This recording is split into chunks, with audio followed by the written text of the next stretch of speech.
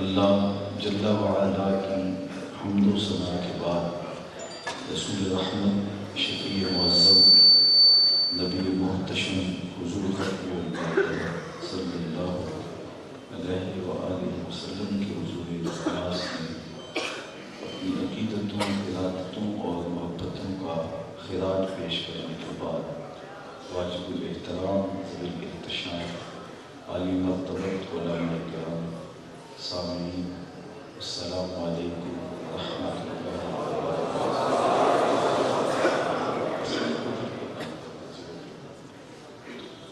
حمد و صلاۃ کے بعد عالی مرتبت سامعین، نوجوانوں سے میں پہلے بھی وعدہ کیا تھا لیکن اپنی علامت طبع کی وجہ سے حاضر نہ ہو سکا، تو میں اپنے ذمہ یہ بوجھ سمجھتا تھا۔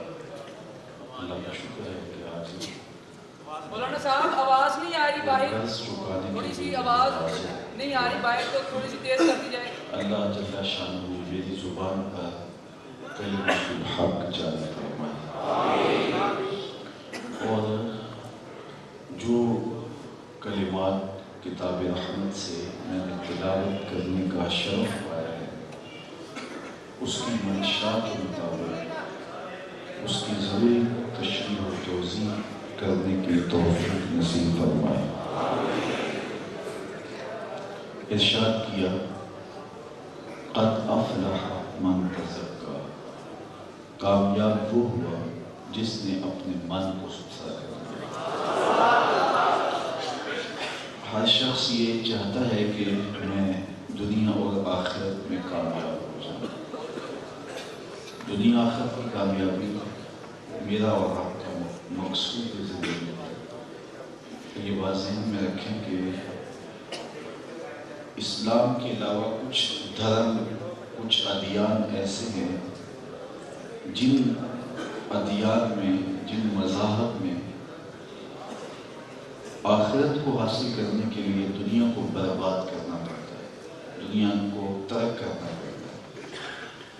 ہے۔ جس طرح کے بخشو، جوگی، پروہت اور رشی کس قدر اپنے آپ پر جبر کر کے قرب الہی کے لیے کوشاں ہوتے ہیں، یہ ان کا ایک فلسفہ ہے، لیکن اسلام نے اس کی حوصلہ افزائی نہیں کی، اسلام نے اس کی نفی کی۔ لا رہبانیت فی الاسلام، اسلام میں اس کی گنجائش نہیں، بلکہ اللہ کے محبوب علیہ السلام تشریف فرما تھے، ایک صحابی آئے جو سخت کمزور تھے، تمثیل کے لیے بیان کیا گیا چوزے کی طرح کمزور، تو حضور نے ان کو دیکھ کر کے فرمایا کہ تو نے یہ کیا حالت کی ہے، اللہ کی بارگاہ سے تو نے کوئی دعا تو نہیں مانگی تھی؟ اس نے کہا جی حضور میں نے ایک دعا مانگی تھی۔ کیا دعا مانگی؟ عرض کی میں نے اللہ کی بارگاہ میں عرض کیا تھا مالک آخرت کے حصے کے دکھ بھی دنیا میں ڈال اور میری آخرت صاف ہو جائے، جو مصیبتیں ہیں، آلام و عذاب ہیں، اس کی تکلیف، اس کا درد میں دنیا پہ ہی چکوں اور میری آخرت پاک صاف ہو جائے، سوسی ہو جائے، تو شاید میری دعا قبول ہو گئی۔ اور مجھے قسم قسم کی بیماریاں ہیں، مجھے مصائب ہیں، آلام ہیں، تکالیف ہیں، اذیتیں ہیں، پریشانیاں ہیں، معاشی مشکلات ہیں، تو شاید میری دعا قبول ہو گئی ہے تو مجھے دنیا پہ بہت زیادہ اذیتوں کا سامنا کرنا پڑ رہا ہے، ان مصیبتوں نے، ان بیماریوں نے مجھے توڑ کے رکھ دیا، اور میری یہ حالت ہے جو آپ کے سامنے ہے۔ بظاہر بڑی خوبصورت بات ہے، اللہ کے محبوب نے اس پر اس کی حوصلہ افزائی نہیں کی، بلکہ ارشاد فرمایا تو نے یہ کیوں کہا کہ آخرت کے حصے کے دکھ بھی دنیا پہ آ جائے، تو نے یہ کیوں نہیں کہا ربنا آتنا فی الدنیا حسنۃ وفی الآخرۃ حسنۃ، اے اللہ مجھے اس دنیا میں بہتریاں دے دے، آخرت میں بہتریاں۔ یہاں دنیا میں ہم ذلت سہنے کے لیے نہیں آئے، یہاں بھی عزت پائیں، یہاں بھی وقار ملے اور آخرت کی زندگی بھی اچھی ہو۔ جب کریم سے مانگا ہے تو پھر تھوڑا کیوں مانگا، صرف آخرت ہی کیوں مانگے، دنیا بھی مانگے۔ تو اس لیے اسلام میں ہمیں جو تصور دیا گیا وہ یہ ہے کہ دنیا بھی مانگو آخرت بھی مانگو، دنیا بھی اچھی ہو جائے آخرت بھی اچھی ہو جائے، دنیا بھی وقاص سے گزرے آخرت بھی وقاص سے گزرے۔ تو ترک دنیا کا سبب اسلام نے نہیں دیا، یہ واضح نہیں ہے۔ اسلام نے ترک دنیا کا سبب نہیں دیا، غرق دنیا سے بچنے کا سبق سکھایا کہ دنیا میں غرق نہ ہو جائے، اپنے آپ کو دنیا کے سپرد نہ کر دیا جائے۔ اس کشتی کی طرح جو پانی میں رہتی ہے لیکن اپنے اندر پانی آنے نہیں دیتی، تو وہ خود بھی تیرے گی، اوروں کو بھی ترائے گی۔ تو ہمیں دنیا میں یوں رہنے کی تلقین کی گئی، اس مرغابی کی طرح جو پانی میں غوطے میں کھاتی ہے، پروں میں پانی جذب نہیں ہونے دیتی۔ تم دنیا میں رہو، دنیا تمہاری روح میں نہ اتر جائے، تم دنیا میں رہو، وہ تمہارے من میں نہ سما جائے۔ اس کشتی کی طرح جو پانی میں تیرتی ہے اور خود اور اپنے سواروں کو ساحل آشنا کرتی ہے، تم بھی دنیا میں رہو لیکن دنیا تمہارے اندر نہ رہے۔ لیکن اگر کشتی کے اندر پانی آ گیا تو پھر کشتی کو لے لے گا۔ کشتی پانی میں رہے تو خیر ہے، لیکن پانی کشتی میں آ گیا تو پانی کشتی کو لے ڈوبے گا۔ تم دنیا میں رہو تو خیر ہے، لیکن دنیا اندر آ گئی تو کچھ باقی نہیں بچے گا۔ تو دنیا کی بہتریاں یہ ہیں کہ اللہ کی رضا نصیب رہے، اور آخرت کی بہتریاں اللہ کی رضا کے ساتھ ہی وابستہ ہے۔ تو دنیا اور آخرت دونوں جہانوں کی کامیابی ایک مومن کی زندگی کا مقصود ہے۔ وہ چاہتا ہے کہ یہ جہاں بھی اچھا رہے، وہ جہاں بھی اچھا رہے۔ اور یہ بات ذہن میں رکھیے کہ جو ہم صالح اعمال کرتے ہیں، جو نیک عمل کرتے ہیں، ان صالح اور نیک اعمال سے ہماری آخرت تو سنورتی ہی سنورتی ہے، ہماری دنیا بھی سنورتی ہے۔ مثال کے طور پہ ہمیں اسلام نے یہ کہا کہ آپ سچ بولیں گے، جھوٹ نہیں بولیں گے۔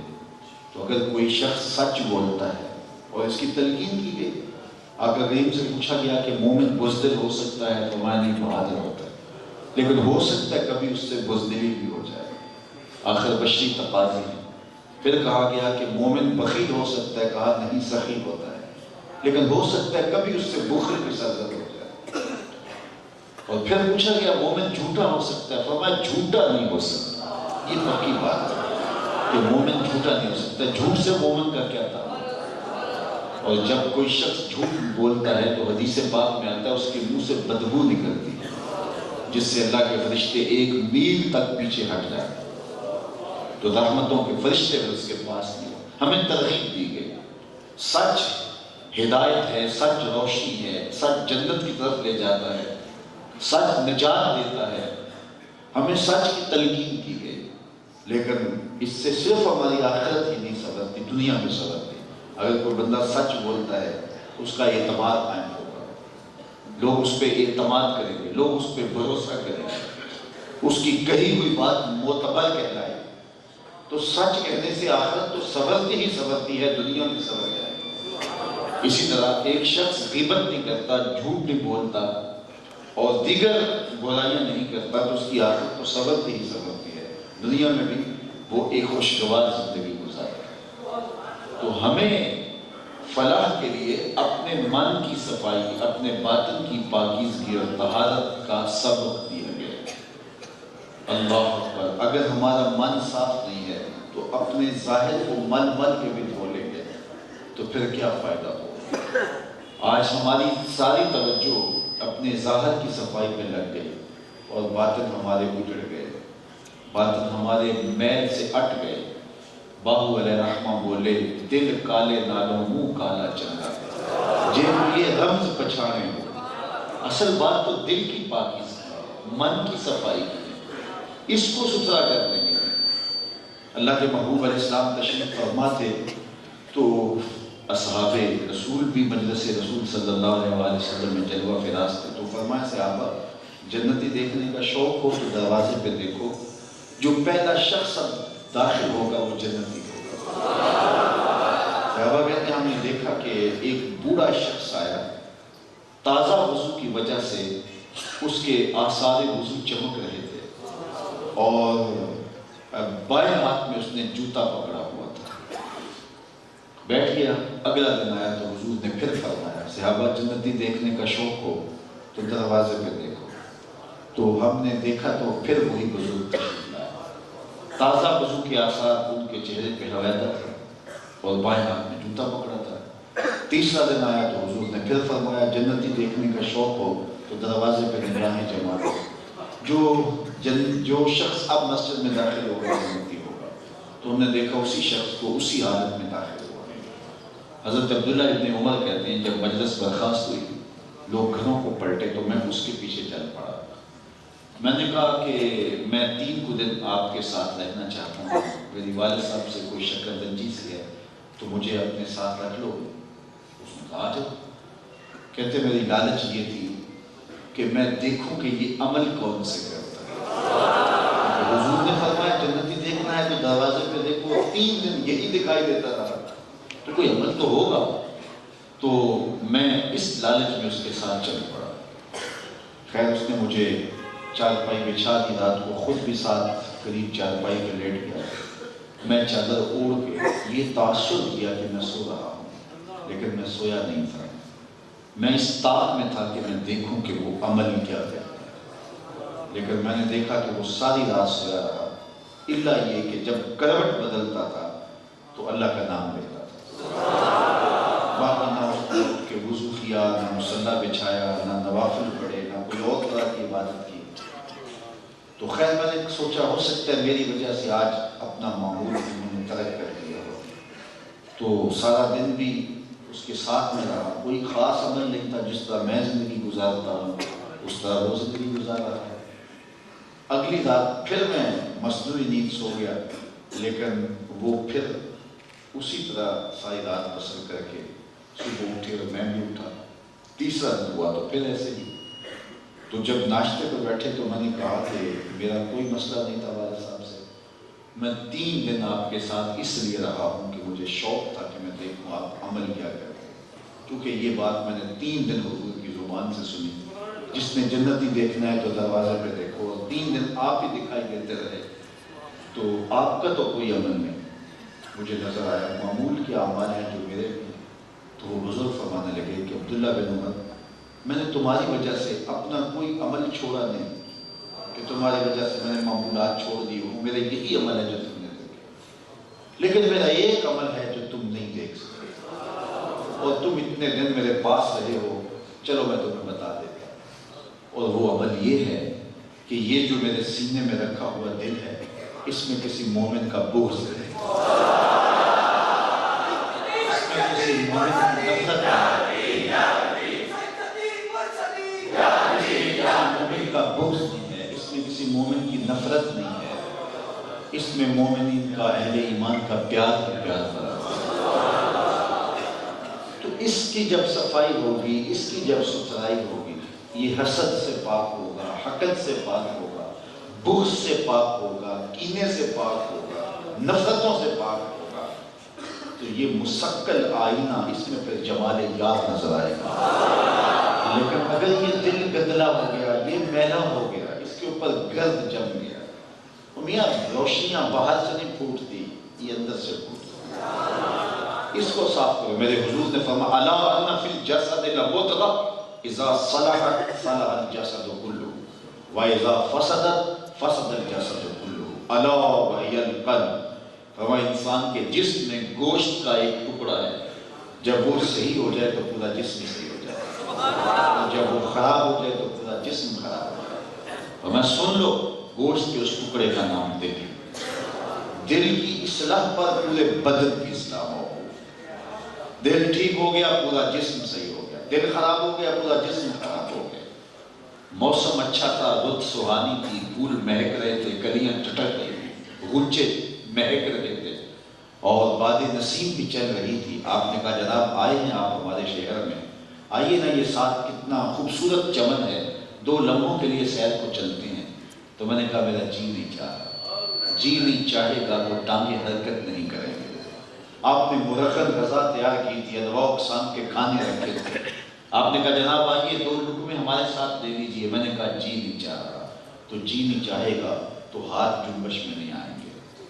فلک پر بہار تھی، ستاروں کی کہکشائیں تھیں، آپ نے کہا ذرا دیکھیے کیسا منظر نام ہے۔ میں نے کہا جی نہیں چاہ رہا، جی نہیں چاہے گا نظر نہیں اٹھے گا۔ تو کتابیں ہیں، کیا اچھا ہے کہ دل محبوب حجازی کتابیں ہو، کیا اچھا ہے کہ رب کتابیں ہوتے ہیں۔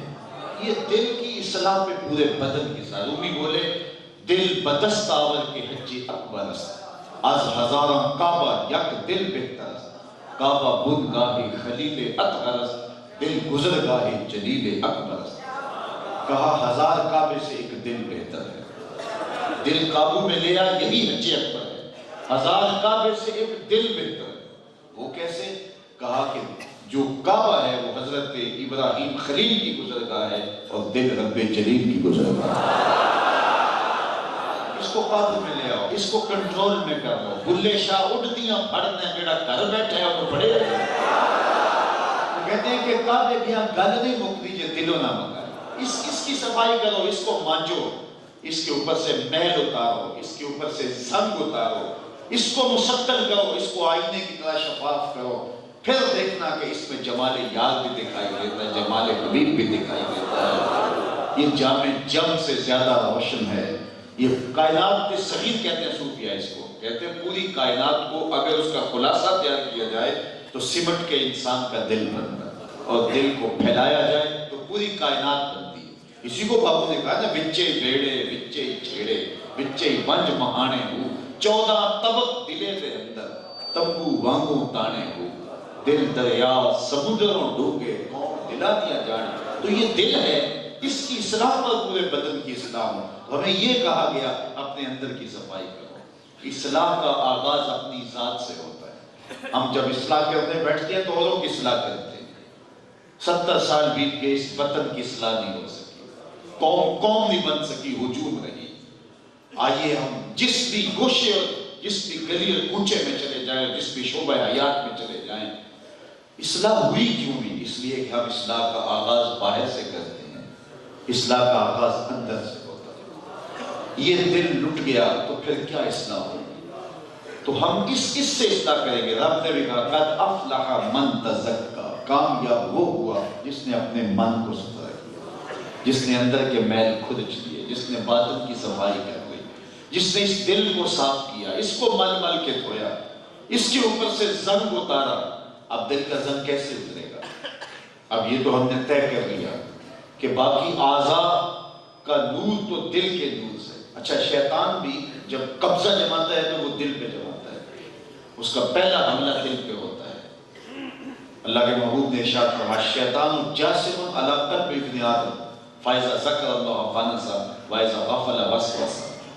شیطان اولاد آدم کے دل پہ قبضہ جماتا ہے، جب یہ اللہ کا ذکر کرتا ہے تو بھاگ جاتا ہے، اور جب یہ غافل ہوتا ہے تو وسوسہ اندازی کرتا ہے۔ اس لیے ہمیں کہا گیا جو دم غافل سو دم کافر۔ میں نے مرشد پڑھایا کہ کوئی لمحہ بھی یاد خدا سے غافل نہ گزرے۔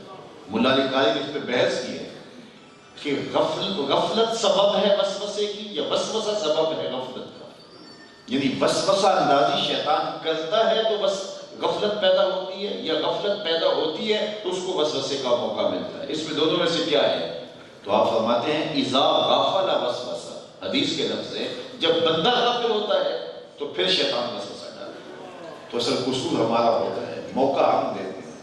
وہ ہمارے دیہاتوں میں کہتے ہیں جب تک اندر سے حکے کی آواز آتی رہے نا تو چور دیوار نہیں پلانتا کہ بابا جاگ رہا، حکا چل رہا ہے۔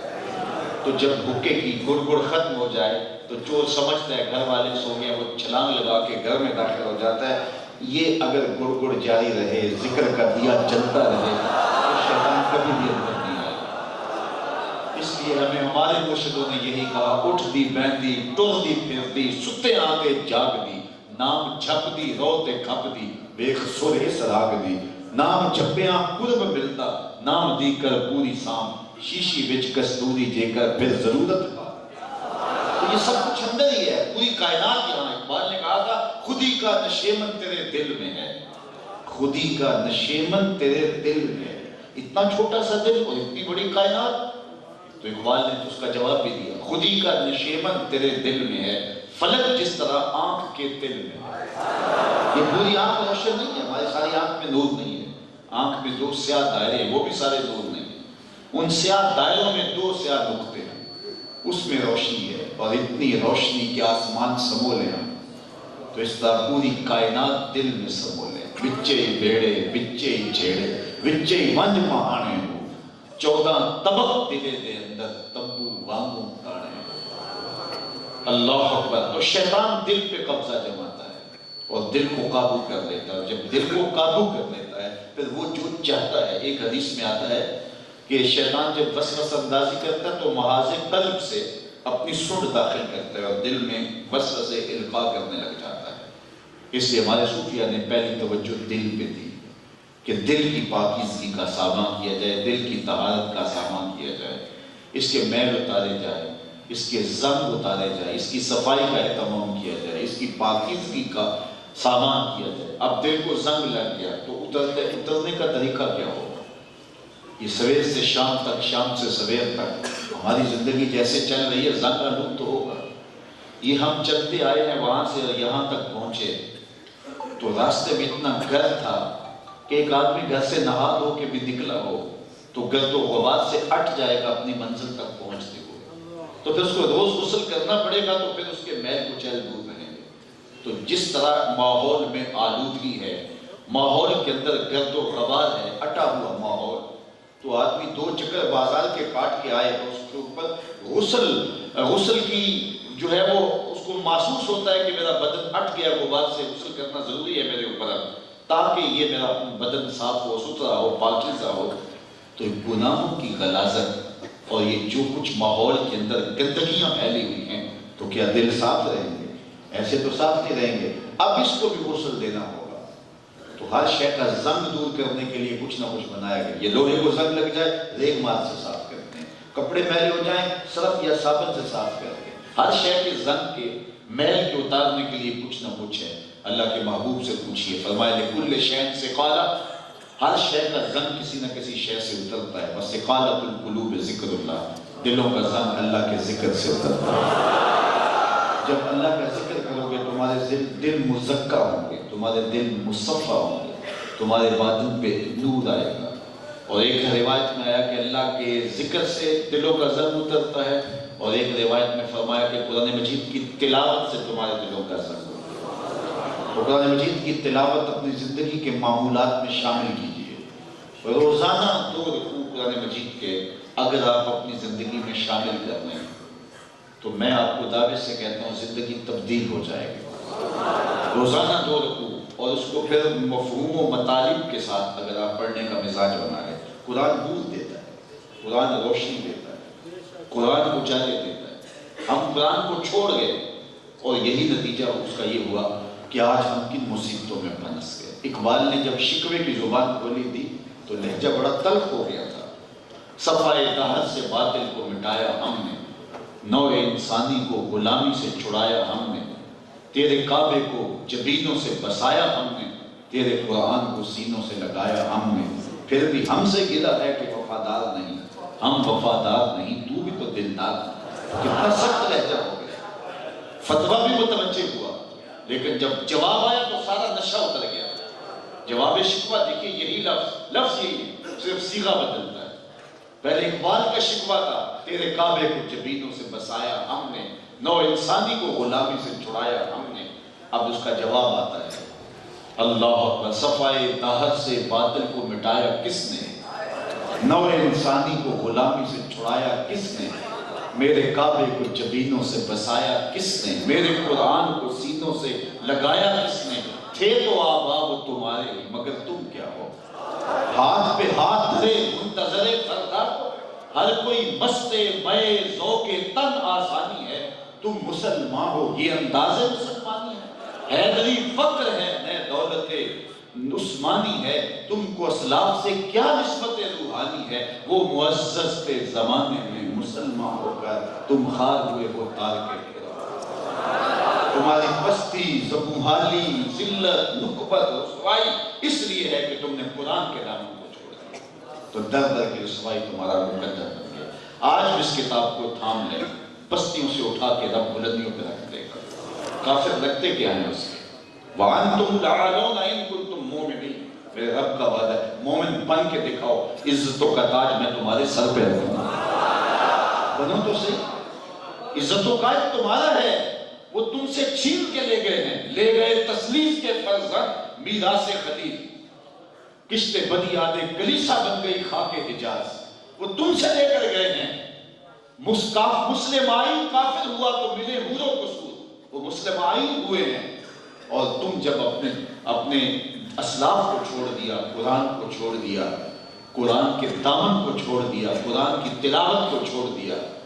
اگر قرآن رکھا بھی ہے تو اقبال نے کتنی ستھری تنقید دی ہے، اللہ اس کی قبر پہ کروڑوں رحمتیں نازل۔ بندے صوفی و ملا اسیری، حیات از حکمت قرآن نگیری، بآیاتش ترا کار جزی نیز، کیا یاسین او آساں وبیری۔ اقبال کہتا ہے تو جاہل صوفی اور کاہل ملا کے ایسے بندے میں پنسا کہ تو نے قرآن سے زندگی تلاش نہیں کی۔ معاف کیجئے، پیر نے قرآن سے نہیں جوڑا، ذات سے جوڑا ہے۔ اس نے تو فنا فی اللہ، فنا فی مرشد سے فنا فی رسول تک پہنچانا تھا، اور پھر فنا فی اللہ کی منزل تک پہنچانا، وہ خود بیریئر بن گیا، اس نے آگے جانا ہی نہیں دیا۔ اور مولوی نے بھی قرآن نہیں بتایا، اس نے بھی لوگوں کو الجھا کر کے رکھ دیا۔ اللہ اکبر، میں سب کی بات نہیں کر رہا، اپنے بھی خفا مجھ سے ہیں، بیگانے بھی ناخوش، کہ میں زہر حلال کو کبھی کہہ نہ سکا کن، بات وہی کہتا ہوں، سمجھتا ہوں جسے حق، میں تہذیب کا فرزند۔ بندے صوفی و ملا اسیری، صوفی اور ملا نے تیرے سے زیادتی کی ہے، تجھے اپنی خواہشات کا اسیر کر دیا ہے۔ تو قرآن سے زندگی تلاش نہیں کی، ہاں تیرا قرآن سے تعلق ضرور ہے، وہ کیا؟ بآیاتش ترا کار جزی نیز، قرآن کی آیتوں سے تجھے صرف اتنا کام، جب تیرے بوڑھے کی روح اٹک گئی تو سورہ یاسین لے کے بیٹھ گیا، اب کر تلاوت اس کی، اور اس کی روح آسانی سے نکلے۔ اقبال کہتا ہے اس میں کوئی شک نہیں کہ اس کی روح آسانی سے نکلتی ہے، اس کو فائدہ پہنچتا ہے، لیکن مجھے افسوس تیرے پہ کہ تو نے قرآن سے بھی مرنا ہی سیکھا، کاش قرآن سے جینا سیکھا۔ اس کا حرف حرف زندگی بخش ہے، لفظ لفظ حیات آفری ہے، یہ تو مردہ قوموں کو زندگی دیتا ہے، اور تم نے اس کتاب سے اپنے تعلق کو کمزور کر دیا، اور آج گلی گلی رسوائی تیرا ہوگا۔ یہ وقت بھی ہم نے دیکھا تھا، یہ گھڑیاں بھی ہم نے دیکھی تھی، 56-57 اسلامی ملکوں ہوں، اور ہماری بیٹیاں غیروں کے درجے، بیت المقدس کو یہودیوں کا مرکز بنائے جانے کی سازش کی جا رہی، اور ہم 56-57 اسلامی ملک ہوں خیر سے۔ یہ وقت بھی آنا تھا، یہ لمحے بھی آنے تھے، یہ گھڑیاں بھی آنی تھی۔ آج کشمیر کی بیٹیاں چیخ چیخ کے پکاریں اور ہم ان کی مدد کو نہ پہنچ سکیں۔ آج فلسطین کے اندر معصوم بچیوں کے ساتھ ظلم و جبر کی انوکھی داستانیں رقم کی جائیں اور ہم ان کی مدد کو نہ پہنچ سکیں۔ کوئی آنکھیں بادشاہ اج قبرہ بچوں بول، اج کتاب عشق دا کوئی اگلا ورقہ بول، ایک روئی سی تھی پنجاب دی تو لکھ لکھ مارے بین، اج لکھاں دیاں دیس ترے دیاں بادشاہ تینوں کہن، اج دین نبی دا بانگ یتیماں کر کر تکے کھاوے، کتھوں لبا عمر بہادر جڑا روندے نوں گھر لاوے۔ آج ہم کہاں کھڑے ہیں؟ ہم صرف 300 دینا تھے، آج تو 1.40 کروڑ ہیں، اس وقت صرف 300 دینا تھے ہم، اور ہماری ٹھاک زمانے میں تھی۔ وہب بن عمیر کو ابو جہل نے کہا جا دیکھ کیا مسلمانوں کی تعداد کتنی، یہ بدر کی کہانی ہے۔ وہ واپس آ کے رپورٹ دیتا ہے، خوب وادیاں اور ٹیلے دیکھ آیا ہوں، پیچھے کمک کوئی نہیں، جو ہیں وہ 3 اونٹ کھا سکیں گے، یعنی 300 سے اوپر نیچے، ان کے پاس تلواریں بھی سلامت نہیں ہیں۔ اللہ اکبر، کہتے 2 گھوڑے تھے، 6 زرہیں تھی، 8 تلواریں تھیں، اور وہ تلواریں بھی کسی کا دستہ ٹوٹا تھا، کسی کی نوک ٹوٹی تھی۔ کہا کہ بس اتنی تعداد ہے، فوراً اس نے آواز دی، سنادی قریش کو اپنے خیمے میں بلا کے کہا رپورٹ سنو، عمیر بن وہب کیا بول رہا ہے، صبح لڑائی کی نوبت نہیں آنی، رسیاں اکٹھی کرو، صبح انہیں پکڑتے جائیں گے، جکڑتے جائیں گے، اونٹوں سے باندھیں گے اور حرم میں جا کے دیواروں سے باندھ کر کے دنیا کو نئے دین کا تماشا دکھایا کریں گے۔ عمیر اب تک خاموش بیٹھا تھا، ابو جہل کی رونق بری باتیں سنی تو اس نے کہا میری پوری رپورٹ تو سن لو، واقعی تعداد اتنی ہے جتنی میں بتائی ہے، بھوکے بھی ہیں، پیٹ بھی چپکے ہوئے ہیں، لباس بھی ان کے پھٹے ہوئے، وَلَٰكِنْ رَأَيْتُ یا معاشر قریش المنایا تحمل البلایا، اے قریش کے سرداروں اپنی ان آنکھوں سے دیکھ کے آیا ہوں، یسرب کی اونٹنیاں اپنی پشتوں پہ میری موتیں اٹھا رہی ہیں، وہ زخمی سانپوں کی طرح پیچ و تاب کھا رہے ہیں، اور کل ان میں سے کوئی مرے گا نہیں جب تک تم میں سے ایک ایک کو لڑ نہیں جاتا۔ تم کہتے ہو رسیاں کٹھی کرو، میرا مشورہ یہ ہے رات کی تاریکی میں بھاگ سکتے ہو تو بھاگ جاؤ۔ ایسی قوم سے لڑنا تمہارے بس کا لوگ نہیں جو مرنے کے لیے آئے ہوئے ہیں۔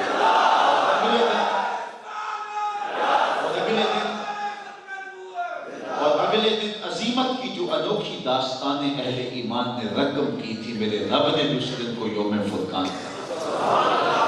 اور آج ہم کہاں کھڑے ہیں؟ ہم دیکھیں، جب میں کہتا ہوں الہی میرا احوال دیکھ، حکم ہوتا ہے اپنا نامہ اعمال۔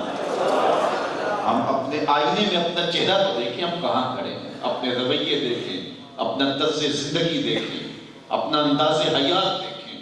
گھر کی آگ بجھی تو کچھ سامان بچا تھا جلنے سے، سو وہ بھی ان کے ہاتھ لگا جو آگ بجھانے آئے تھے۔ یہ ہمارے اخلاقیات کا رنگ ہے، یہ ہمارا طرز زندگی ہے، یہ ہمارا انداز معاشرت ہے۔ میاں اپنے اندر آئیں، اپنے اندر اتریں اور اپنے من کی صفائی اور اپنے باطن کی صفائی کا سامان کریں۔ یہ اندر صاف ہو گیا، یہ اندر ستھرا ہو گیا، پہلے اپنی ذات کی میں اصلاح کروں، پھر اس کے بعد قُوا أَنفُسَكُمْ وَأَهْلِيكُمْ نَارًا وَقُودُهَا النَّاسُ وَالْحِجَارَةُ فرمایا قُوا أَنفُسَكُمْ، سب سے پہلے اپنے آپ کو بچاؤ، اور اس کے بعد فرمایا وَأَهْلِيكُمْ، پھر تمہارے اہل خانہ جو ہیں ان کو بچاؤ۔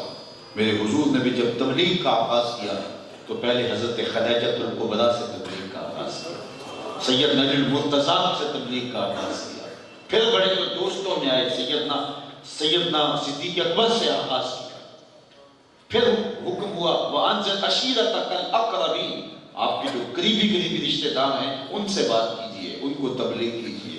پھر اس کے بعد صفا پہ آئے اور لوگوں کو بلایا اور پھر دنیا کے کونے کونے تک پیغام پہنچایا۔ ہم لوگوں سے تبلیغ کا آغاز کرتے ہیں، لوگوں کی اصلاح کرتے ہیں اور معاشرے کو سنوارنا چاہتے ہیں، ایسا کبھی نہیں ہوگا۔ ایسی مشق نہ ماضی میں کبھی ہوئی ہے اور ایسی مشق نہ آج کامیاب ہو سکتی ہے۔ میں اپنی ذات کی اصلاح کروں، اللہ اکبر، میں اپنے اندر کو سنواروں، میں اپنے من میں چھان کر کے دیکھوں، میں اپنے باطن کو سنواروں۔ میں سنور گیا تبلیغ نہ بھی کروں، میں گلی سے گزروں اور مجھے دیکھ کر کے لوگ اپنی سمتیں درست کریں۔ ہر شخص اپنے آپ کو صاف کرے، اپنے اندر کی پاکیزگی کا سامان کرے۔ قد افلح من تزکا، کامیاب وہ ہوا جس نے اپنے من کو ستھرا کیا۔ وذکر اسم ربہ فصلی، اور پھر اللہ کے نام کا وظیفہ پڑھا، رب کے نام کی تسبیح بولی، اس کے نام کی پکار کی، اس کا ذکر کیا۔ ذکر کیا ہے؟ حقیقت ذکر رفع الغفلہ، غفلت کا ظاہر ہو جانا۔ کوئی لمحہ بھی ایسا نہ ہو جب بندہ اس سے غافل ہو کہ میں مخلوق ہوں اور میرا کوئی خالق ہے، میں مرغوب ہوں اور میرا کوئی رب ہے، میں کسی کا دست نگر ہوں، میں خواہشات اور آرزوؤں کا بندہ نہیں، مجھے جس نے پیدا کیا ہے اس کا مقصد تخلیق ہے، مجھے پیدا کرنے کا کوئی مدعا تھا۔ اَيَحْسَبُ الْإِنسَانُ أَن يُتْرَكَ سُدًى، انسان کیا گمان کرتا اسے سدا چھوڑ دیا جائے گا؟ سدا عربی میں ایسے اونٹ کو کہتے ہیں جس کی مہار اس کی گردن پہ ڈال دی جائے اور اس کا آقا، اس کا جو مالک اسے چھوڑ دے۔ اس اونٹ کو جس کو ہم کہتے ہیں شتر بے مہار، اس کو عربی میں سدا کہتے ہیں۔ تو حضرت انسان بھی یہ سمجھ بیٹھتا ہے میں بھی شتر بے مہار ہوں، جس طرح چاہوں جو چاہوں کروں۔ میاں ایک اونٹ تو شتر بے مہار ہو سکتا ہے، تو شتر بے مہار نہیں ہے۔ تیری بات کسی کے ہاتھ میں ہے، تو زندگی کسی کے حکام کے مطابق گزارے گا، تو اپنی خواہشات کو کسی کے قدموں میں قربان کرے گا، اپنی آرزوؤں کو کسی کی راہ میں نچھاور کرے گا۔ تیری زندگی کسی کی مرہون منت ہے، اور اپنی زندگی کو اس کے نام لگا دے، پھر دیکھ زندگی گزارنے کا لطف آتا ہے کہ نہیں آتا، زندگی گزارنے کا سرور آتا ہے کہ نہیں آتا۔ اس کے نام کو تھام لے، اس کے ذکر کے وظیفے پڑھا کر، اس کے تذکروں کی خوشبو سے مشام ہستی جو ہے وہ معطر کر۔ جب اس کا نام لے گا، آج تو کہتا ہے ٹینشن بہت ہے، آج تو کہتا ہے مسائل بڑے ہیں، گھٹن ہے، بے چینی ہے، اضطراب ہے، اس کا نام تو لے کے دیکھ، یہ ساری گھٹن دور ہو جائے گا، یہ سارا اضطراب دور ہو جائے گا، بلکہ اندر بوٹی مشک مچایا اتے جہاں پھلاں تے آئی۔ ذرا اس کا نام تو لے، کیسے مشک پھیلتی ہے اندر، کیسے روح میں نور اترتا ہے، کیسے باطن میں سویرے ہوتے ہیں۔ قد افلح من تزکا وذکر اسم ربہ فصلی، بات یہاں آئی کہ رب کے حضور سجدہ ریزی کا مزاج ہے۔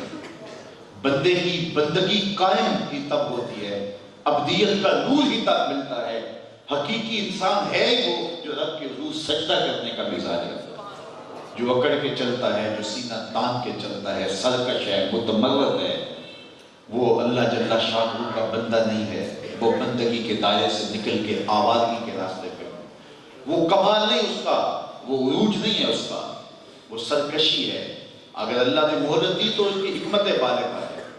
دیکھیے سب سے پہلا جرم بھی یہی ہوا، تکبر کا، انکار سجدہ کیا اس نے۔ رب نے کہا میرے شاہکار کو سجدہ کر، اس نے کہا میں نہیں کروں گا۔ اچھا کہا کہ جب میں نے تجھے حکم دیا تو سجدہ کیوں نہیں کیا؟ اس نے باقاعدہ دلیل کھڑی کر دی، خلقتنی من نار و خلقتہ من طین، تو نے مجھے آگ سے پیدا کیا، اسے مٹی سے پیدا کیا۔ آگ افضل ہے اور مٹی مفضول ہے، افضل مفضول کے سامنے کیوں جھکے؟ باقاعدہ دلیل اس نے دی، کہا انا خیر منہ، میں بہتر ہوں۔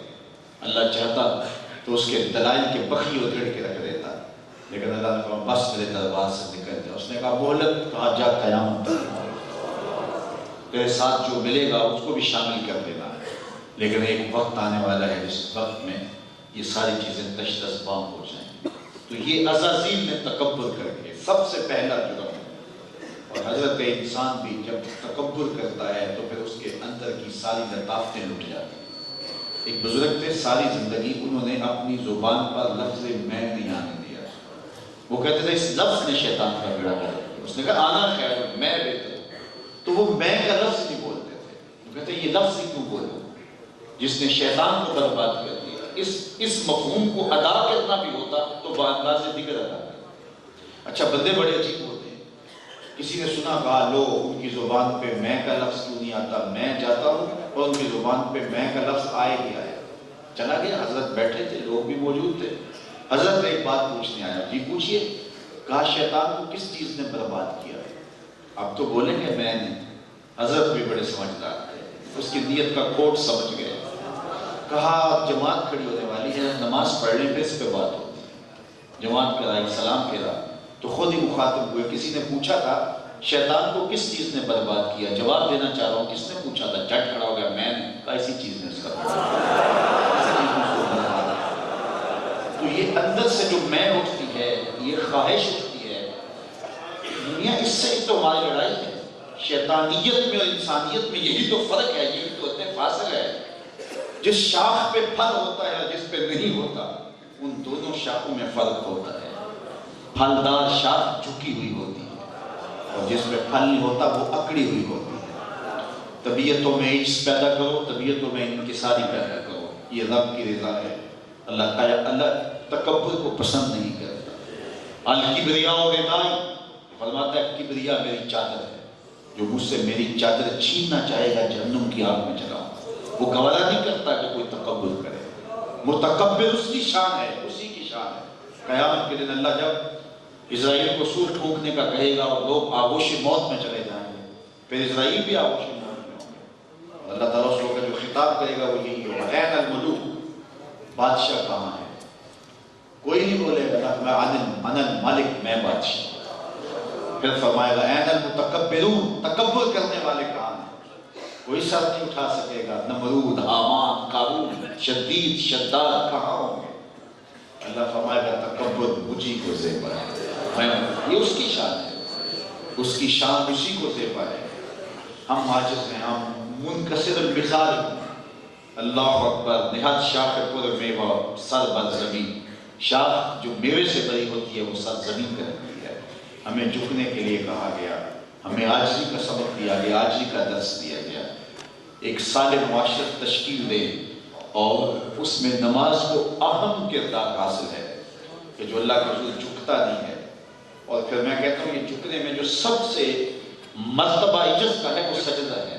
اقصی غایت التذلل، سب سے زیادہ جو جھکاؤ ہے، سب سے زیادہ عاجزی ہے وہ سجدے میں ہے، چونکہ انسان کی اشرف اعضاء سر میں ہے۔ دیکھنے کی قوت آنکھیں سر میں، بولنے کی قوت زبان سر میں، سونگنے کی قوت ناک سر میں، چکھنے کی قوت زبان سر میں، سننے کی قوت کان سر میں، سوچنے کی قوت دماغ سر میں، سب کچھ سر میں، اور سر مالک کے تحت۔ پیشانی بھی رگڑ رہا ہے، ناک بھی رگڑ رہا ہے، اس سے بڑھ کر تو کوئی ذلت کا اور عجز کا مرتبہ نہیں نہ ہو سکتا۔ یہ ہے اس کا عجز، اور زبان سے کیا کہتا ہے؟ سبحان ربی الاعلی، مالک مجھ سے عاجز کوئی نہیں، تیرے سے اعلیٰ کوئی نہیں۔ اگر اس نے حقیقی معنوں میں سجدہ کر لیا ہے تو پھر مسجد سے باہر نکل کے چھاتی تان کے چل نہیں سکتا۔ اگر اس نے سجدے کا نور پا لیا ہے تو اس میں تکبر پنپ نہیں سکتا۔ اس نے تو رگڑ کے نام کہا تھا سبحان ربی الاعلی، مالک دیکھ مجھ سے عاجز کوئی نہیں، تجھ سے اعلیٰ کوئی نہیں۔ لیکن اگر اس نے نماز بھی پڑھی ہے اور پھر باہر جا کے کر کے چل رہا ہے، تو اس طرح لوگ مسجد میں ٹوپیاں پہن کے واپسی پہ ٹوپی چھوڑ کے چلے جاتے ہیں، نماز بھی چھوڑ کے چلا گیا، نماز بھی مسجد میں چھوڑ گیا۔ فویل للمصلین الذین هم عن صلاتهم ساہون، خرابی ہے ان نمازیوں کے لیے جو اپنی نماز سے آگاہ نہیں ہیں۔ ان کی نماز انہیں کیا سبق دیتی ہے، کیا درس دیتی ہے؟ نماز عشاء میں اللہ سے عہد کیا، یہ دعائے قنوت رب سے عہد ہے نا، اور اس میں کیا کہا؟ وَنَخْلَعُ وَنَتْرُكُ مَنْ يَخْجُرُكَ، مالک جو تیرے حکموں کو توڑنے والا ہوگا میرا اس سے کوئی تعلق نہیں ہوگا، میں تیرے سے عہد کرتا ہوں۔ وَنَخْلَعُ وَنَتْرُكُ، ترک کرتا ہوں اسے، میرا اس سے کوئی ربط نہیں ہوگا۔ کس کو؟ مَنْ يَخْجُرُكَ، جو فاجر ہوگا، جو فاسق ہوگا، تیرے حکموں کو توڑنے والا ہوگا۔ مسجد کی سیڑھیوں پہ جوتے پہن رہا تھا کہ آگے 10 نمبر کا بدماش گزرا، جھک کے سلوٹ کیا، میاں اندر کیا کہے گا؟ نماز سے ہی آگاہ نہیں ہے۔ فویل للمصلین الذین هم عن صلاتهم ساہون، وہ اپنی نمازوں کے فلسفے سے آگاہ۔ یہ جو ہم لفظ بولتے ہیں ان کے پیچھے فلسفہ ہوتا ہے۔ دیکھیے ان پھولوں کو دیکھیں گے تو کیا کہیں گے؟ سبحان اللہ۔ لیکن پہاڑ کو دیکھیں گے تو کیا کہیں گے؟ اللہ اکبر۔ سمندر کو دیکھیں تو کیا کہیں گے؟ اللہ اکبر۔ سیڑھیاں چڑھیں گے تو بلندی پہ چڑھیں گے تو کیا کہیں گے؟ اللہ اکبر۔ لیکن پھول کو دیکھ کے سبحان اللہ کہنے کے بجائے اللہ اکبر کہہ دیں، اور پہاڑ کو دیکھ کے اللہ اکبر کہنے کے بجائے سبحان اللہ کہہ دیں۔ لیکن ہمارے دین کی تعلیم یہ نہیں ہے۔ پھول کو دیکھ کے سبحان اللہ کہو، اور پہاڑ کو دیکھ کے، سمندر کو دیکھ کے اللہ اکبر کہو۔ کیوں؟ اس لیے کہ جب پھول کو دیکھا، اس کی لطافت دیکھی، رنگوں کا جہاں آباد دیکھا، اس میں جو ہے وہ مہک اور خوشبو اور لطافت دیکھی تو دل کھبنے لگا، اتنا خوبصورت ہے۔ کہا بول سبحان اللہ، یہ کیا ہے؟ رب پاک ہے، تیری نظر کہیں الجھ کے نہ رہ جائے۔ اور جب پہاڑ کو دیکھا اس کی ہیبت دل میں بیٹھنے لگی، اتنا بڑا، کہا اب بول اللہ اکبر، یہ کیا ہے؟ میرا اللہ سب سے بڑا ہے۔ جو ہم لفظ بولتے ہیں ان لفظوں کے پیچھے فلسفہ ہے۔ اب پیشانی سجدے میں رکھی ہے، ناک بھی رگڑی جا رہی ہے اور پیشانی بھی رگڑی جا رہی ہے، اور زبان سے کیا کہہ رہا ہے؟ سبحان ربی الاعلی۔ اپنا عمل یہ ہے، عجز کا اس سے نیچے درجہ کوئی نہیں۔ اور اگر کہا سبحان ربی الاعلی تو اگر سجدے کی روح پا گیا ہے تو کبھی ایک سجدہ کرنے کے بعد بھی پھر اکڑ کے چل نہیں سکتا، اس لیے کہ اس نے سجدے کے نور کو پا لیا۔ قد افلح من تزکا وذکر اسم ربہ فصلی بل تؤثرون الحیاۃ الدنیا والآخرۃ خیر وابقیٰ۔ کہا تم جیتی دنیا کے پیچھے چلو گے۔ یہ انسانی کمزوری کو بیان کیا، یہ دنیا کے سودے نقد ہے نا۔ شیطان کہتا ہے آپ چوری کرو اب مال ملے گا، اب بدکاری کرو اب لذت ملے گی، اب ڈاکہ کرو اب دولت پاس آئے گی۔ لیکن آخرت کے معاملے ادار ہیں۔ حجبت الجنۃ بالمکارہ وحجبت النار بالشہوات۔ جہنم کا راستہ شہوتوں سے مزین ہے اور جنت کا راستہ مشکلوں سے جو ہے وہ اڈا ہوا ہے۔ لیکن جو سمجھدار ہیں وہ سمجھتے ہیں کہ یہ مشکل ہے، انجام بخیر، یہ شہوات سے مزین راستہ ہے لیکن آگے بھڑکتی ہوئی آگ۔ تو اس لیے یہ دنیا کہہ جاتے ہیں، کہا جاتا ہے یہ جہاں میٹھا، اس جہاں کو میٹھا کہا جاتا ہے، اور دنیا غلن، اس کو میٹھا خواب بھی کہا گیا ہے۔ تو کہا بل تؤثرون الحیاۃ، دنیا نقد سودا جو ہے، اس لیے تم دنیا کے پیچھے چلو گے۔ والآخرۃ خیر وابقیٰ، اللہ کی آخرت بہتر بھی ہے اور دائمی بھی ہے۔ دنیا کے مقابلے میں آخرت کو اگر رکھیں گے تو دنیا اور آخرت کا مقابلہ ہی نہیں ہے۔ یہ ساری زندگی کتنی ہے؟ چلو آپ دیکھ لیجیے، ساری زندگی کتنی، 60 سال 70 سال 80 سال، یہ زندگی ہے نا۔ ہو سکتا ہے وہ 100 سال جی لے۔ اگر 100 سال زندگی ہے کسی نے ڈالی پائی ہے تو 8 گھنٹے روز کا اگر سوتا ہے 24 گھنٹوں میں تو پھر تیسرا حصہ تو یہ گیا نا، باقی 67 سال رہ گئی۔ اس میں بچپن کے 5 6 7 سال نکال لیجیے۔ اسی طرح کچھ واش روم میں گزارتا ہے صبح و شام وقت، کچھ دکھوں میں، ٹینشنوں میں، مصیبتوں میں. میرے ایک دوست نے کہا اگر 50-60 سال زندگی ہے تو 16 سال جو ہے وہ بنتی ہے ٹوٹل. چلو 100 سال کی آپ اس سے زیادہ لگا لیجیے، 30-35 سال زندگی کی ٹوٹل زندگی، وہ بھی اگر اچھی گزر گئی. ورنہ ساری زندگی کئیوں کی ایسی گزرتی ہے، عمر کاٹی ہے جبر مسلسل کی طرح، جانے کس جرم کی پائی ہے سزا یاد. کئیوں کی تو ساری زندگی برباد ہو گئی. چلو تخت پہ بیٹھے بھی گزر گئی، 60 سال 70 سال 100 سال ہی لگا لیجیے، یہ ساری زندگی ہے. اور آخرت کا ایک دن قرآن بتاتا ہے 50,000 سال کا ہوگا. 50 سال کا نہیں، 50-100 سال کا نہیں، 50,000 سال کا. یہ ساری زندگی 50 سال کی، 60 سال کی، اور آخرت کا ایک دن 50,000 سال کا. مقابلے کیا ہے؟ اور یہ صرف ایک دن ہے. اس کے بعد موت کو مینڈے کی شکل میں لا کے ذبح کر دیا جائے گا اور نا ختم ہونے والی زندگی شروع ہو جائے گی. اس سے بڑا احمق کون سا ہے جو اس دنیا کی زندگی کو آخرت کی زندگی کے مقابلے میں رکھتا پھرے اور وہ آخرت پر بات کرے. باقی رہی بات دنیا، خیر و ابقا. اب خیر کی تشریح دیکھو، امام راضی نے یہاں لکھا ہے آخرت کی ٹھیکریاں بھی پاس ہوں اور دنیا کے ہیرے بھی پاس ہوں، وہ ٹھیکریاں پھر بھی قیمتی ہیں، دائمی، اور یہ عارضی. اور دوسری بات کہ آخرت اور دنیا کا کوئی جوڑ ہی نہیں. سن لیجئے، اللہ کے محبوب نے جنت کی پراپرٹی ویلیو بیان فرمائی. ہر جگہ کی پراپرٹی ویلیو ہوتی ہے. آپ کے شہر سے کوئی 4-10 کلومیٹر دور کسی دیہات کے اندر 5 ایکڑ فروخت کر کے یہاں آپ کا کوئی مرکزی چوک جو ہے وہاں اگر خریدیں تو ہو سکتا ہے 1 کنال آئے. وہاں 5 ایکڑ اور یہاں 1 کنال، اور یہاں کا 1 کنال اگر فروخت کریں تو گھنٹہ گھر کے پاس ہو سکتا ہے 2 مرلے کی دکان ملے. تو فرق ہے نا جگہ جگہ کا. اور سب سے زیادہ قیمتی ریٹ جو ہے، سب سے زیادہ قیمتی جگہ کہتے ہیں حرم کے آس پاس ہے. ہو سکتا ہے وہ بیچے تو وہاں 2 فٹ جگہ نہ ملے. اب جنت کا پراپرٹی ریٹ اللہ کے رسول بیان کرتے. سنیے حضور نے کیا فرمایا. جس کو جنت میں ایک عصا رکھنے کی جگہ مل گئی، ایک کوڑا رکھے، ایک ڈنڈا رکھنے کی جگہ، صرف اتنی جگہ اگر کسی کو جنت میں اتنی مل جائے، دنیا و ما فیہا سے میرے حضور نے فرمایا وہ جگہ قیمتی. بر اعظم پہ پھیلا ہوا یہ جہاں، مالیاتی اداروں کے پاس جو کچھ ہے، سمندر کی تہوں میں جو موتی ہیں، پہاڑوں کی کوکھ میں جو سرمائے ہیں اور معدنیات ہیں، صحراؤں کے دامن میں جو کچھ ہے، لوگوں کے پاس جو ذاتی جو ہے وہ وسائل ہے، سارے ایک پلڑے میں رکھ دیے جائیں. اور ایک پلڑے میں ایک جگہ جنت میں جو ایک ڈنڈے جتنی جگہ ہے اس کو رکھ دیا جائے. میرے حضور فرماتے ہیں پھر بھی قیمتی ہے. کیا قیمت ہے اس کی. اور اب جنت میں سب سے کم پراپرٹی کس کی ہوگی؟ ظاہر ہے جو سب سے آخر میں جنت میں جائے. اور وہ حدیث میں آتا ہے میرے حضور فرماتے ہیں میں اس کا نام بھی جانتا ہوں جو سب سے آخر میں جنت میں جائے. جہنم کے رگڑے سہ سہ کے، دکھ سہ سہ کے، عذاب سہ سہ کے جہنم سے نکالا جائے گا.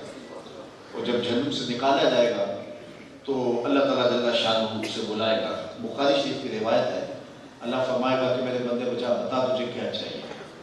تو ظاہر جس نے جہنم کے رگڑے سہے ہوں گے اور سب سے آخر میں نکلا ہوگا اس نے تھوڑے جرم تو نہیں کیے ہوں گے لیکن پھر بھی بڑی حسرتیں رہ گئی ہوں گی. وہ غالب نے بات نا ہزاروں خواہشیں ایسی کہ ہر خواہش پہ دم نکلے، بہت نکلے میرے ارمان لیکن پھر بھی کب نکلے. تو وہ کہے گا مالک یہ مجھے عطا کرتے ہیں. اللہ فرمائے گا لاکا ما تمنیتا، جو تیری تمنا چاہ میں تجھے سب کچھ دے دوں. خواہش پوری ہو گئی، اب جا جنت میں چلا جائے. اللہ اکبر. اب جنت میں اس کی دعا تو یہی سایہ ہے، دیواریں جنت میں بھی جگہ مل جائے تو غنیمت ہے. جہنم سے نکل کے آیا، چلو جنت کے اندر بھی چلا جاؤں تو وہ 1.5 مرلے کی کٹیا مل جائے تو کافی ہے. لیکن اس کو اللہ فرمائے گا جا جنت میں چلا جا، اور اس دنیا سے 10 گنا ہے جگہ تیرے نام. اس دنیا سے 10 گنا. تو اس کو حیرت کا جھٹکا لگے گا. وہ کہے گا اتصبر وانت الملک، میرے رب تو رب ہو کے مجھ سے مذاق کر رہے. اس کو حیرت ہوگی میں پھاڑا، میں جہنم کے دھکے کھا کے آنے والا اور مجھے دنیا سے 10 گنا جگہ ملے گی. تو وہ کہے گا اتصبر وانت الملک، میرے رب تو رب ہو کے بادشاہ ہو کے مجھ سے مذاق کر رہا ہے. فضحک النبی حتی بدت انیابہ، حضور اتنا مسکرائے. اس حدیث کو بیان کرتے کہ صحابہ نے حضور کی داڑھیں دیکھ لی. اس بندے کو یقین ہی نہیں آئے گا کہ مجھے اتنا کچھ لیا جائے گا. میں تو ایک انچ ہمسائے کا دباتے ہوئے دیوار رکھتے ہوئے سب کچھ برباد کر دیا، آخر داؤ پہ لگا دی، یہاں مجھے اتنا کچھ دیا جا رہا ہے، اس دنیا سے 10 گنا جگہ، تو وہ کہے گا 10 وانت الملک، بادشاہ ہو کہ تم مجھ سے مذاق کر، اللہ فرمائے گا نہیں جا تیرے لیے، تو جو جنت میں جائے گا تو سب اتنی جگہ اس کے پاس ہوگی۔ یہ کس کی پراپرٹی ہے؟ یہ کس کی پراپرٹی ہے؟ جو سب سے آخر میں، ہمارے پنجابی میں کہتے ہیں پھاڑا، جو سب سے آخر میں جائے گا، یہ اس کی پراپرٹی ہے۔ داتا گنج بخش علی حجویری کی جاگیروں کا عالم کیا ہوگا؟ بابا فرید گنج شکر کی جاگیروں کا عالم کیا ہوگا؟ پھر تابعین اور اصحاب رسول کی جاگیروں کا عالم کیا ہوگا؟ یہ اس کی جاگیر ہے جو سب سے آخر میں جنت میں جاتا ہے۔ کتنا بے وقوف ہے جو آخرت کو دنیا کے لیے برباد کرتے ہیں۔ بل توسرون الحیات الدنیا والآخرۃ خیر وابقا ان ھذا لفی الصحف الاولی۔ کہ یہ صرف ہم قرآن میں ہی بیان نہیں کر رہے، جو پچھلی کتابیں نبیوں کی اتری ہیں ہم نے ان میں بھی یہ سب کچھ بیان کیا ہے۔ صحف ابراہیم و موسیٰ، حضرت ابراہیم پر جو صحیفے نازل ہوئے، حضرت موسیٰ پر جو صحیفے نازل ہوئے، یہ سب کچھ ہم نے وہاں بھی لکھا ہوا ہے۔ اب تمہاری مرضی ہے کہ تم کس دنیا کو اختیار کرتے ہو۔ یہ دنیا بھی عیش کی جیو، لیکن وہ برباد نہ ہونے دو۔ اب تمہاری ترجیح وہ دنیا ہو، یہ دنیا ترجیح نہیں ہے۔ جہاں جتنا رہنا ہے اتنا گزارا کرو۔ میں دنیا کے مختلف مقامات پہ جاتا رہتا ہوں تو وہاں میں دیکھتا ہوں کہ پاکستان میں 2 کنال کا بنگلہ ہوتا ہے، اور وہاں ایک چھوٹا سا کمرہ ہے، وہاں 5 لڑکے رہ رہے ہوتے ہیں۔ تو میں ان کو کہتا ہوں آپ یہاں کوئی مکان کیوں نہیں خرید لیتے 2 کنال کا؟ تو مجھے ہنس کے کہتے ہیں یہاں ہم نے کون سا مستقل رہنا ہے، ہمارا مکان پاکستان میں بہت بڑا ہے، کیونکہ ہم یہاں سے کما کے وہاں بھیج رہے ہیں، انویسٹمنٹ وہاں کے لیے کر رہے ہیں۔ تو میں انہیں کہتا ہوں یہی تو میں سمجھانے آیا ہوں کہ جہاں جتنا رہنا ہو وہاں اتنا ہی ٹھکانہ کیا جاتا ہے، وہاں اتنی تیاری کی جاتی ہے۔ تو جہاں جتنا دنیا پہ رہنا ہے اتنا سامان دنیا پہ کرو، اور جتنا آخرت پہ رہنا ہے اتنا وقت آخرت کے لیے دو۔ ایسا نہ ہو کہ جہاں رہنا ہی نہیں ہے وہاں ساری زندگی گزارو۔ آج وہ اس کی رحمتیں پکار رہی ہیں، یا ایھا الانسان ما غرک بربک الکریم۔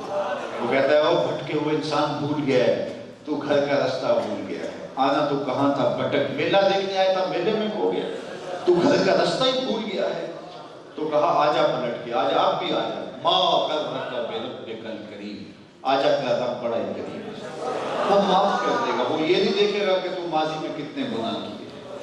اللہ اکبر، آنا تو تو نے ہے ہی، پھر جو کفن میں منہ چھپا چھپا کے آتا پھرے گا۔ اچھا نہیں ہے کہ خود کھلے منہ آ جائے، پھر جو لوگ تجھے اٹھا کے لے آئیں گے، اچھا نہیں ہے کہ اپنے قدموں سے چل کے آ جائے۔ آجا میرے روحوں کے دروازے تیرے لیے کھلے۔ اور ذرا انداز دیکھیے، ساری دنیا کے شہد میں چھوڑ دو، اتنی مٹھاس پیدا نہ ہو جتنی لفظوں میں رکھی گئی ہے۔ ما غرک بربک الکریم، او بھاگنے والے، او سرکش، او متکبر، اور میرا در چھوڑ کے جانے والے، آجا پلٹ کے، تیرا رب بڑا ہی کریم ہے۔ ذرا یوں بھی آواز نہیں جاتی ہے، یوں بھی پکارا جاتا ہے۔ وہ کبھی آپ نے دیکھا ہوگا کوئی نالائق بچہ گھر چھوڑ کے بھاگ جاتا ہے، وہ تو شاید کسی ہوٹل میں برتن مانج کر کے اپنے پیٹ کی آگ بجھا رہا ہوتا ہے، لیکن ماں کے حلق سے نیچے لقمہ نہیں ہوتا، باپ کو قرار نہیں آ رہا ہوتا، اس کے دوستوں کو پوچھتا پھرتا ہے، وہ نکمہ تمہیں تو نہیں بتا کے گیا، رشتہ داروں کو فون کرتا پھرتا ہے، وہ یہاں تو نہیں آیا۔ اخبار میں اشتہار چھپتے ہیں، ٹیلی ویژن پہ اشتہار آتے ہیں، اس نام کا بچہ، اتنی عمر، قد کاٹ ایسا، وضاقت ایسی، اٹھنے بیٹھنے کا سٹائل، یہ لباس ایسا، اتنے دنوں سے گھر سے گم ہے، اگر کسی کو میرے اس نمبر پہ اطلاع کرتے اتنا نام دیں گے۔ نیچے لکھا ہوتا ہے نوٹ، اگر وہ خود پڑھ رہا ہو تو واپس آ جائے، کچھ نہیں کہا جائے۔ جب بھی کبھی میں ایسا اشتہار پڑھتا ہوں میری نظر اس آیت پہ آ جاتی ہے، رب بھی کہہ رہا ہے یا ایھا الانسان ما غرک بربک الکریم، او بھاگنے والے آجا پلٹ کے، تیرا رب کریم ہے، کچھ نہیں کرے گا، آجا پلٹ کے، اس کی رحمتوں کے در کھلے ہو، آجا آجا، اس کی رحمتیں تجھے معاف کرنے پہ آباد ہے۔ بازار میں ایک فقیر کھڑا تھا، رو رہا تھا، کسی نے گزرتے ہوئے روک کے کہا بابا کسی نے مارا ہے، تنگ کیا ہے؟ کہا نہیں کوئی ایسی بات نہیں، تو کیوں رو رہے ہو؟ کہا لوگوں کے رویے نے بتا دیا۔ کیا مطلب؟ کہا بازار سے گزرا، ان کو دنیا میں کھوئے ہوئے دیکھا اور ان کے اعمال دیکھے تو میرے دل میں ترس جاگا، تو میں نے سوچا رب سے بات کی جائے، تو میں نے یہ سوچا ان بندوں کی رب کی صلح کروا دی، تو میں نے پھر اس سے بات کی، آواز آئی لے آئے ان کو میرے در پہ، ایک آنسو سے معاف کر دوں. میں بڑا خوش ہوا اور میں نے ان سے کہا آؤ نا اس کے در پہ. تو یہ الٹا میرا مذاق اڑانے لگے، جا بابا کام کر، تجھے کیا پتا دنیا داری کیا ہوگا، کہاں سے آ گیا ہے، جا جا کام کر.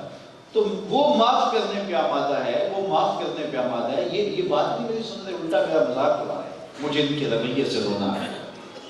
خیر اگلے دن وہی بابا قبرستان میں رو رہا ہے.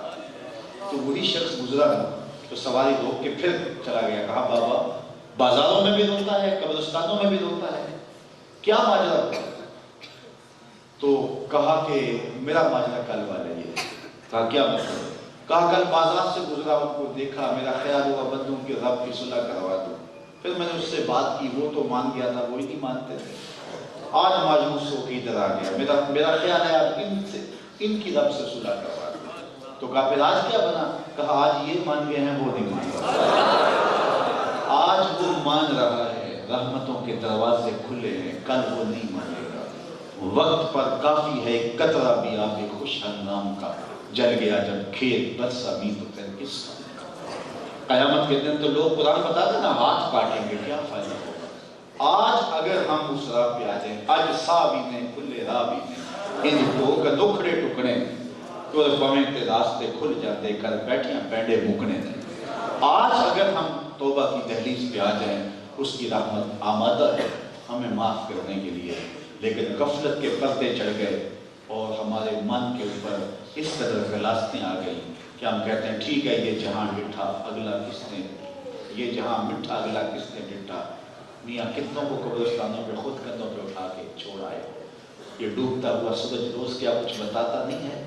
آؤ زندگی کا ایک ایک لمحہ مالک کی راہ پہ گزار دینے کا عزم کریں. اللہ مجھے آپ کو اپنی رحمتوں کے سائے میں رکھے. جس شوق و وارفتگی کے ساتھ، جس محبت کے ساتھ آپ لوگوں نے سماعت کیا، اللہ آپ کو اس کی بہتر جزا عطا کرے. عالی مرتبت علماء تشریف لائے، حوصلہ افزائی کی، سب کو خیر دے. انجمن طلبہ اسلام کے نوجوانوں نے جن جذبوں کے ساتھ اس پروگرام کا انعقاد کیا، ان کو بھی اللہ اس کا بہتر صلہ دے. اب سب جماعت سے نماز پڑھیں گے. میرا اعلان کیا گیا جماعت کا، لیکن میں مسافر ہوں.